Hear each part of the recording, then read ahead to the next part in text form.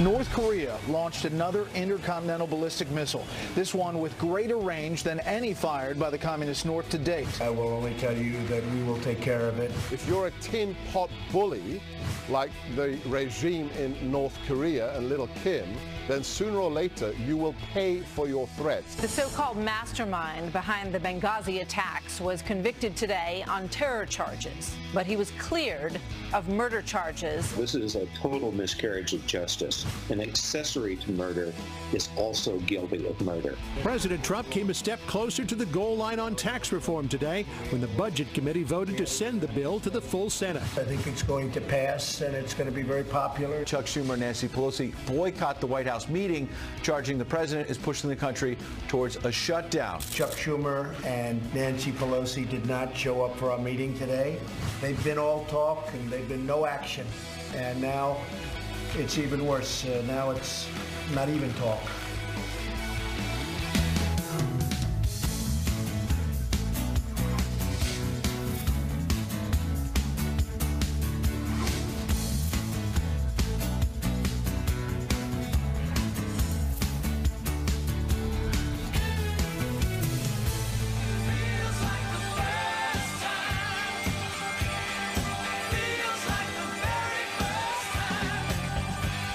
Foreigners been here a lot. We don't call them foreigners, do we? We call them internationals.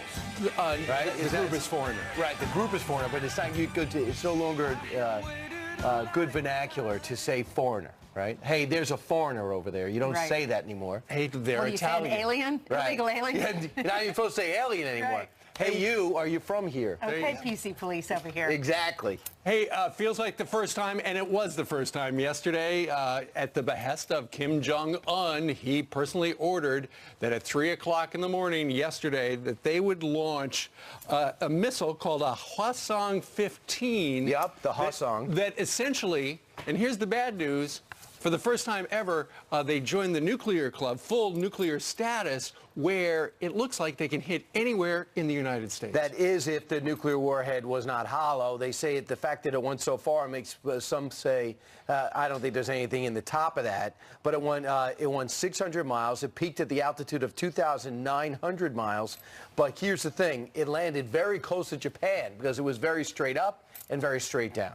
All right, so they're saying that, okay, there was 620 miles I read, and then there's 2,800 miles into space? It went straight up and then down. What they say is, given the trajectory, it could then, you know, statistically or over nautical miles, go 8,000 miles away. So it could essentially hit Washington, D.C. All right, look at that. The International Space Station, this went 10 times higher than the ISS. Yep. It flew for 50 minutes. It landed off of Japan in the sea, in the water, 600 miles away. So it actually is the first launch in 2.5 months. Then we thought maybe they were getting the message after the president's visit to the region. I guess not. Well, when the president was addressing the press in a delayed tape, he looked over to Mattis and said, Mr. Secretary General, you want to say anything? And this is what he said. The missile was launched a little while ago from North Korea. I will only tell you that we will take care of it. North Korea launched an intercontinental ballistic missile. It went higher, frankly, than any previous shot they've taken. It's a research and development effort on their part to continue building ballistic missiles that could threaten everywhere in the world. Well, that's what you want to hear. They're going to take care of it. The people of North Korea are celebrating, though, because their leaders said, look, we've been trying to do this, and we finally did it.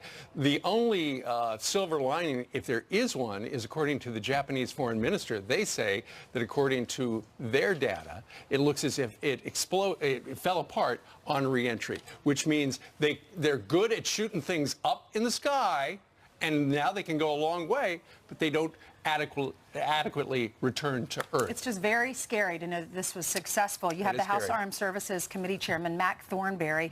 He's from Texas. He said this is incredibly serious. He says this leader does what he says he's going to do. He was telling all of us this is what he was going to do. He's going to test these ICBMs, tested it. It was successful, apparently. He wants to put our entire country at risk, he says, and we must respond. Yeah, Lindsey Graham said, we're getting closer to war. We'll see where it goes. I know one thing, the Chinese envoy that went there 2 weeks ago, what did he come up with? Did he show up with a lighter to light a fuse? Don't know what did they he did. ask him not to do it? Did the Chinese come out and say, despite my urgings, this launch took place and it's jeopardizing our relations in the region with the other superpower in the world, and that's the United States of America? No. Nikki Haley has requested a UN Security Council meeting. There's an emergency meeting today. Yep. She's asked the ambassador to South Korea as well as the ambassador to Japan to join her so they can figure out what the next step will be. Indeed. Meanwhile, if you notice, when we just showed you the President of the United States, he was flanked by 2 empty chairs. What was up with that? Well, remember yesterday morning we told you that the President was going to meet at the White House with the big 4 leaders. But as you can see right there, Nancy Pelosi's chair and Chuck Schumer's chair not occupied by those people because they got steamed that the President sent out a tweet earlier in the day that essentially said that, we're coming up on this financial cliff thing and it doesn't look like the Democrats are serious about showing up to the table to negotiate. And as it turns out, they didn't show up. Here's the President right here. Chuck Schumer and Nancy Pelosi did not show up for our meeting today. They've been all talk and they've been no action. And now it's even worse. Now it's not even talk. So they're not showing up for the meeting. The problem is not only did they not show up to talk about the tax reform, December 8th, you shut down the government, and you need 60 votes in the Senate. You need Democratic votes in the House, too, more than likely.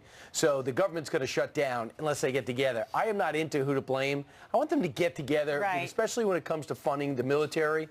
You got to be kidding me. And this, by the way, since when is Chuck Schumer so sensitive that he can't take a presidential tweet? The one thing about Chuck Schumer, he's from New York. He knows the president. He's got thick skin. After the president went at him, calling him crying Chuck when he wept, when he didn't like the way the travel ban was laid out, he just bounced back. They end up meeting. Nancy Pelosi says the president's always treated me with respect before. Why all of a sudden are they so sensitive? Listen to Chuck Schumer yesterday. President Trump made sure that today's meeting is nothing but a photo op. These issues are far too serious for these kinds of games. Mr. President, it's time to stop tweeting and start leading. And here's the thing. After that, Nancy Pelosi actually responded with a tweet. She said, @Real Donald Trump now knows that his verbal abuse will no longer be tolerated. His empty chair photo op, and see, that's her talking point, it's just a photo op, showed he's more interested in stunts than addressing the needs of the American people. Poor Ryan and McConnell relegated to props. And see that last word right there? Sad with the exclamation? That means Nancy Pelosi has been reading the president's tweets because he says that a lot, and now she has copied So him. ridiculous. Think about the people you represent. You represent people in middle America. You represent people all across the country that are just trying to put food on the table and they want something done. This is just ridiculous. Instead, they're worried about photo ops and taking the president's bait. They're not going to show up, the empty chairs. The American people don't care about any of that. It's they politics. just want this stuff done. Well, looking forward, they got a week to get something together. The president did, much to the delight, I think, of a Republican leadership, them didn't show up because last time the president was one-on-one with Chuck and Nancy, they ended up with a DACA delay.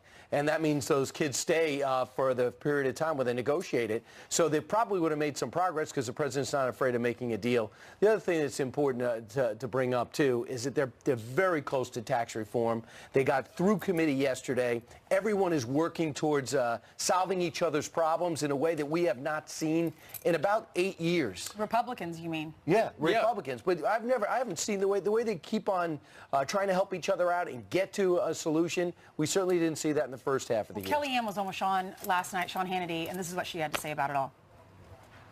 That's why they're the minority party there, Sean. That's why they lost 1,000 seats in state legislatures, in the House, in the Senate, in the governorships, and, of course, the biggest prize of all, the White House. The Democratic Party has been reduced to carrying around a stop sign. Their code word is resistance, and that's all they're doing, including today, and the people see that. I travel this country weekly for the White House. So that's their play right now, not show up. I saw a message from one of our producers on Capitol Hill that said that Mitch McConnell said anytime President Obama invited him to the White House, he always showed up. This is the first time he could ever remember somebody not showing up for a presidential meeting, particularly something this important because we're talking about financing the federal government of the United States for another year. They got to do that within a couple of days, or else there could be a temporary. So you got a missile launcher in North Korea, too. It's a national security interest. Don't you remember when they got together for the first time? And everyone, Democrats and Republicans, the surveys showed, the polls showed, everyone loved it. It looked like they were trying to work together, like Ronald Reagan style, Republicans and Democrats working well together. I think this was a bad move on the Democrats. I think they should have showed up. Well, we know the lead story would have been, if Jillian had her way, Eli Manning is benched because he is the problem with the Giants, obviously. Hold on. Did you believe You're this, giving Jillian? away my fourth story. I want it to be your first story. Who's stacked? But it's going to be you the Eagles last. fan? You saved the best for last, Oh, my right? goodness. It's All right. terrible. We do have breaking news to get to, though. We will get to that in a second, I promise. Let's begin with this Fox News alert. After nearly 2 months of terrorizing a community, an accused serial killer is behind bars. Police expected to charge Howell Donaldson III in 4 murders in Tampa, Florida. This will be served. And then the process will occur when this individual rots in hell.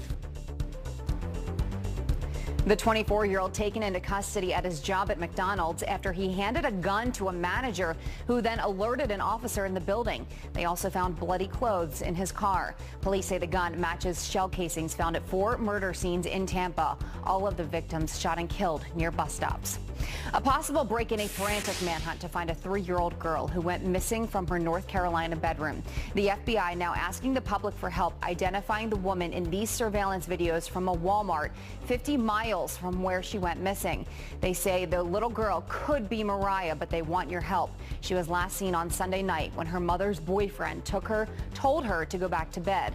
Mariah was gone in the morning and the back door was unlocked. We'll keep you posted. Overnight, Democratic Congressman John Conyers spotted flying coach back to Detroit from Washington, D.C., igniting rumors he may be heading home for good. It comes as top Democrats, including Nancy Pelosi, are ramping up pressure on the veteran lawmaker to resign. Conyers is facing a congressional investigation into sexual harassment allegations. All right, Brian, here's your story.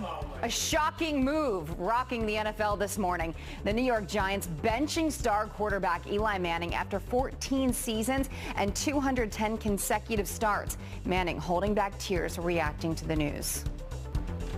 It's hard. It's been a hard day to handle this, but hang in there and figure it out. Well, backup quarterback Geno Smith will take over Sunday. Head coach Ben McAdoo making the call after a 2-9 record start this season. McAdoo also expected to lose his job at the end of the season. I know a lot of people not too happy with him. A lot of people not happy with this move. Right, I'll put it this way. He got the job because Eli Manning went to bat for him. Yep. And he won 2 Super Bowls before. The Giants lost their top 3 wide receivers. The only reason to watch The team is terrible. The only reason to watch is to keep the streak alive. Right. And now you bench him for somebody that's not even going to be there next year. I know. It's nonsensical. If the Giant fans were smart, they wouldn't show up. How about the way he handled it? lot He's of such a people- class act. Yep. I love this family. Yep. He was told he could start the game to keep, thank you, Jillian, to keep the streak alive, but he said, no, if you don't want me, I'm going. Anyway, it could be the end of an Eli era. It is. They talk about him, he's going to be traded. Could be. Well, he's a great player. It's just, is he not coached correctly? What's happening? I mean, we've seen him. I cannot reveal. Okay. There you go. Meanwhile, straight ahead on this Wednesday, the mastermind of the Benghazi terror attack killed 4 Americans cleared of murder charges. Coming up, the families of the victims now lashing out at the Obama administration. Plus, CNN will boycott the White House Christmas party. Say it ain't so. And the reaction from the White House is the best thing you'll probably hear all day. Shame on me now, blew me. Fox News alert now, and I don't want to give this news, but too often we start the day like this. North Korea testing the West again, escalating tensions as the rogue regime launches its highest ICBM yet. So what should the U.S. do? Here to react, senior fellow at the Hudson Institute and author of 1917, Lennon Wilson and the Birth of the New World Disorder. I read this book. It's awesome. Arthur Herman, military historian, welcome. You've been studying this. You have a way to combat this. The president says he's going to take care of this. If the president wanted to get down to business, how would he take care of this? The way to take care of this is to shoot those missiles down as they leave the launch pad. That's called boost phase intercept. With ballistic missiles, every ballistic missile comes with a booster to get it up out of the atmosphere. The boost phase is the hottest and the slowest portion of a missile launch. So you have the possibility. We're looking at it there in a file, right? That's right. You have the possibility then of being able to intercept that thing, and the debris field will fall over North Korea or into the Sea of Japan, not over Japan or closer to the target. So this flew for 50 minutes. It went 600 miles. And are you impressed with what they were able to do with this launch? Did anything stand out about their capabilities now? What's clear is that they now have the range. What they lack is the ability to target and to deliver on target. That still eludes them. So they're going to be there sooner than we think. Within a year, some say. The boost phase intercept. You briefed General McMaster on this, right? He has seen my brief regarding boost phase intercept using unmanned aircraft drones and conventional intercept missiles. I've talked to members of Congress about it.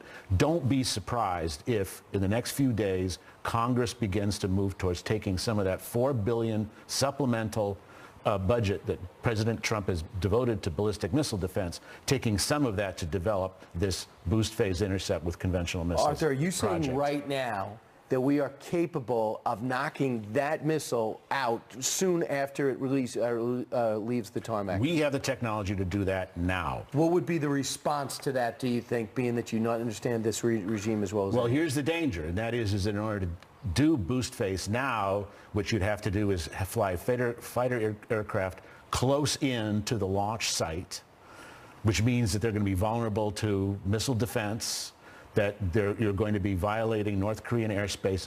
That's a dangerous situation to be in. With the remotely piloted aircraft, the project I've been working on for the last 2 years, you're in international airspace. You're at 45 to 55,000 feet. You have a minute from detecting the launch to deciding to shoot that thing down, and you're able to do it when it can't make any kinds of countermeasures. Very different scenario. This is when the missile is launched. I mean, it's coming at you at that point. But we also need, Brian, and this is the thing I want to stress too, we need to have a no-launch policy over North Korea starting now. And we should start it now, and that's why they shot it maybe at 3 in the morning. That's because they didn't want us to get a clear look at it. Arthur Herman, congratulations on your book, 1917. Great to see you. Great to see you, Brian. Thanks for your analysis. Meanwhile, the liberal media, many on the left, taking aim at the women in the White House for the first time. Sara Sanders has had it. She says it's because they're conservatives that they're targets. We have some quick headlines for you. We're starting with a Fox News alert. Police are hunting for a man behind a high-stakes heist in Sin City. Witnesses say he walked up to a poker cage at the Bellagio Hotel and he pulled out a gun on one of the workers. The suspect seen there on surveillance wearing a wig, pulling off this stunt in a room full of gamblers. No one was injured. And in another gambling hotspot in Reno, Nevada, a man is dead after opening fire from the same condo complex where the Las Vegas gunman once lived.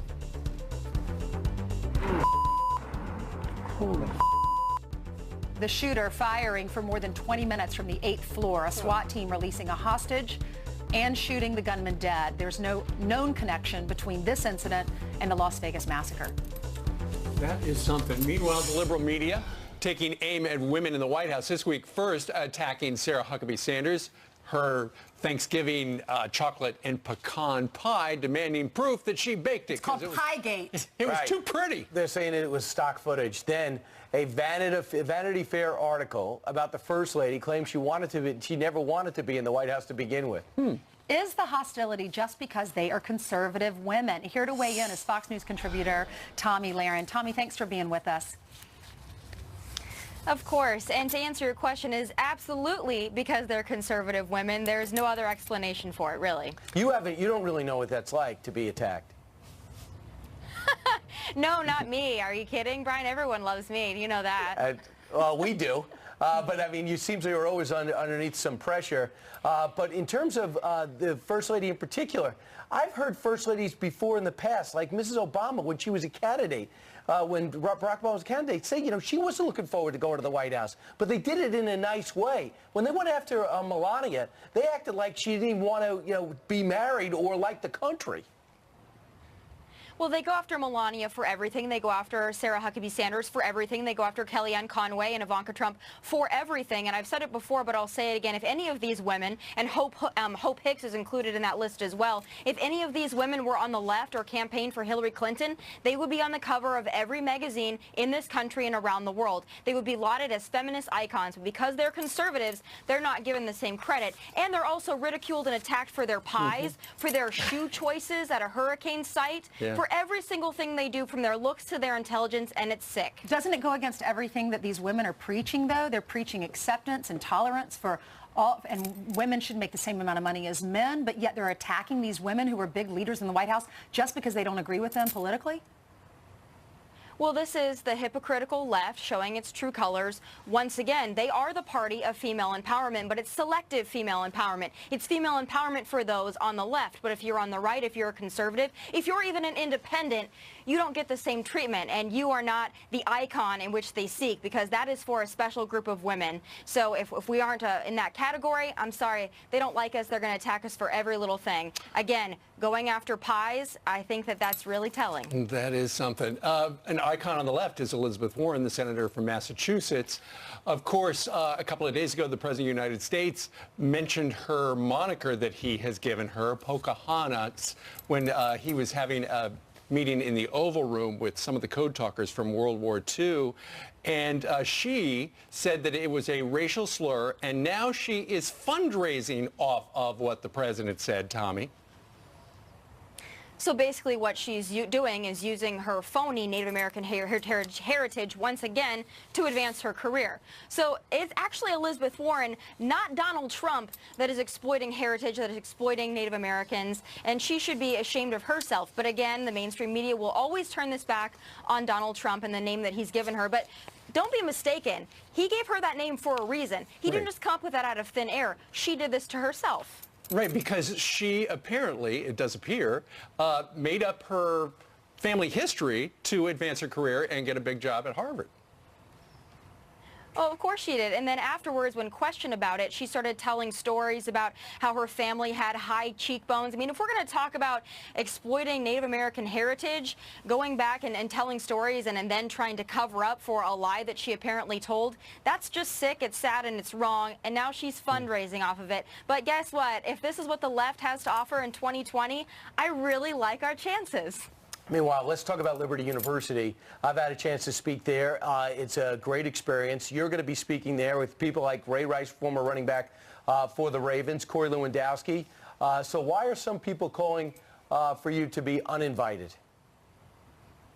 Well, this is really the disease that's infecting college campuses around the country, and that is not wanting to hear things that they don't want to hear, not wanting to hear people speak with whom they disagree, and that's a problem. I think we need to invite free speech on college campuses, and, you know, I'm looking at someone like Ray Rice, who I might not agree with, who, of course, has a checkered history and a checkered past, but he should absolutely be allowed to speak. I should be allowed to speak, and this is what we have to invite more of on college campuses, is differing viewpoints, differing opinions, and we need to have these college students be exposed to things that they might not be exposed to if they're watching, you know, other mainstream media networks. Liberty will like your message, so I don't understand the pushback at all.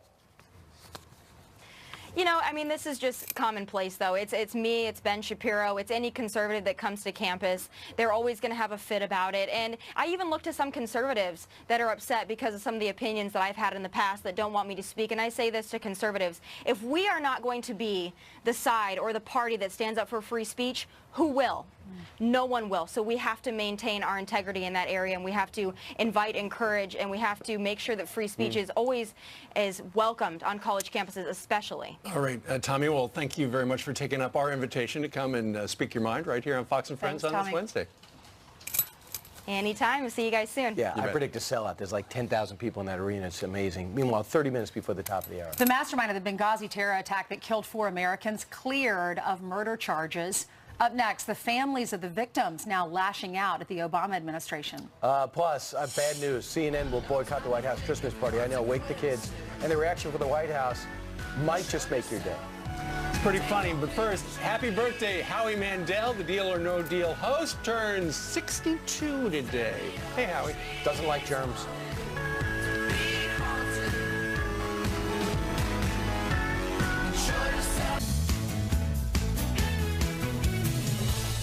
All right, it is 6:34 here in New York City. Let's tell you a little bit about a trial that has been underway in federal court in Washington, D.C. It is the federal trial against Abu Khatala. He was one of the masterminds behind Benghazi. They were able to demonstrate at the trial that he helped orchestrate the attacks. He helped them during the actual attack that killed 4 brave Americans. They were able to tie cell phone data to him. He was convicted of terrorism. Regarding the deaths of those 4 Americans, though, he was acquitted. He was not found guilty of murder. So he can get decades in jail, but he's not going to get the death penalty. Why he's even in civilian court, I don't understand. Why he's not in Gitmo makes no sense to me. Why the same thing with the bike path killer, why he's in civilian courts, I don't understand. He got a day in trial. Now we're going to have to pay for the rest of, or let's say 3 or 4 decades for him to sit in jail. Right. He faces a mandatory minimum of 10 years in prison for the firearms offense and could still receive a life sentence, according to this article. Now, one of the men who lost his son, this is what he had to say about it. This is Charles Woods. This is a total miscarriage of justice. An accessory to murder is also guilty of murder. The previous administration granted this foreign terrorist American constitutional rights, and that should not have happened. In the previous administration, they were known for taking away from American citizens our constitutional rights, our due process rights, First Amendment rights, Second Amendment rights, yet they were willing, the previous administration was willing to give constitutional rights to a terrorist who committed murder of American citizens outside the United States. Legal experts said they had trouble tying to al-Qaeda. I imagine they wouldn't have had much trouble if they really focused on different ties, because they all have some type of link. Well, he was one of 20 people that stormed the U.S. mission, killing his son, Tyrone, with machine guns and with grenade launchers. And he was part of this terrorist organization called the 17th February Brigade. Right. They were supposed to be there helping us. They told everyone, that's why we vetted them. We didn't vet them strongly enough, according to Chris Pronto, because he says that we should have vetted them and known that they were attached to terrorism. Instead, we asked them, we paid them actually to protect us, and they didn't. They turned on us. They're a ragtag Irish group, believe it or not. But here's the thing about this guy. He actually perpetrated this crime, and then in the New York Times wrote about him at a cocktail party, hanging out bragging about it. It took us 8 months to find him from that cocktail party drinking mimosas to actually arrest him. We take him on a slow boat back where we interrogated him, and now he ends up eluding murder charges. I just don't get it. They were able to prove that he helped orchestrate it, conspiracy, all that other stuff. They had him on the cell phone afterward complaining they didn't kill more Americans, and yet he's walking on the murder charge. Chris Pirro, one of the Benghazi operators, contractors, said this: there are only 2 options when dealing with terrorists. Number 1, you grab them, interrogate them until you get all the intel you can, and then throw them in Gitmo. Number 2, you put them to death. And here's the thing. We caught another guy. We put him in civilian court. And we got the bike path bomber. He's in civilian court. So we haven't even learned anything from 8 years of President Obama going soft on terror. Well, there's always a difference when it's an American citizen. But this guy was from Libya, brought over here. And it doesn't look like that guy had a green card. It does not look as if this particular family, these families, got justice. I know. Doesn't look like it? They didn't. Hey, Jillian. Hey, good morning, guys. Good morning to you at home as well. Let's get you caught up on your news of the day, starting with this. A bombshell report revealing dozens of criminal convictions were not reported to the FBI. The Inspector General reviewing more than 60,000 cases similar to the Texas shooter Devin Kelly's violent history. Many of them were simply left off the federal gun database. That failure let Kelly purchase the guns he used to massacre 26 people during a worship service. This, as a family who lost 9 relatives in that shooting, has filed the first lawsuit against the Air Force, accusing them of negligence. The war on Christmas is gaining speed, and the force driving it has the big man on its side. The Archdiocese of Washington, D.C. is suing the city's Metro Authority for rejecting this ad. It urges people to, quote, find the perfect gift, with a picture of the 3 wise men. Now, according to the Metro, the ad depicts a religious scene, which is against their guidelines. But the church says it's a violation of the First Amendment. Guess who's not coming to dinner? CNN is boycotting the White House Christmas party this year. The network claims it would be inappropriate to celebrate with the president after continued attacks on the press. But White House Press Secretary Sara Sanders doesn't seem to mind, tweeting, quote, "Christmas comes early. Finally, good news from CNN." Wow.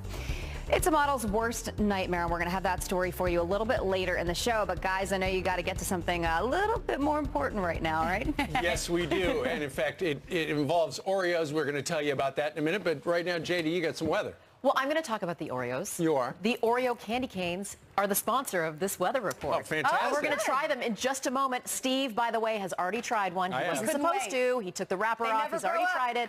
We're going to find out in just a second. But first of all, here are your current temperatures. 50 in New York. Little weird, not going to lie, across much of the country. 10 to 20 degrees above average. But we have some pattern changes next week. Tuesday, Wednesday, we might be talking about a little bit cold air coming from Canada and some snow. So the past 24 hours, you can see a little weak system across the central U.S. The Northwest, we still have some rain and mountain snow here, but for the most part, a very quiet forecast.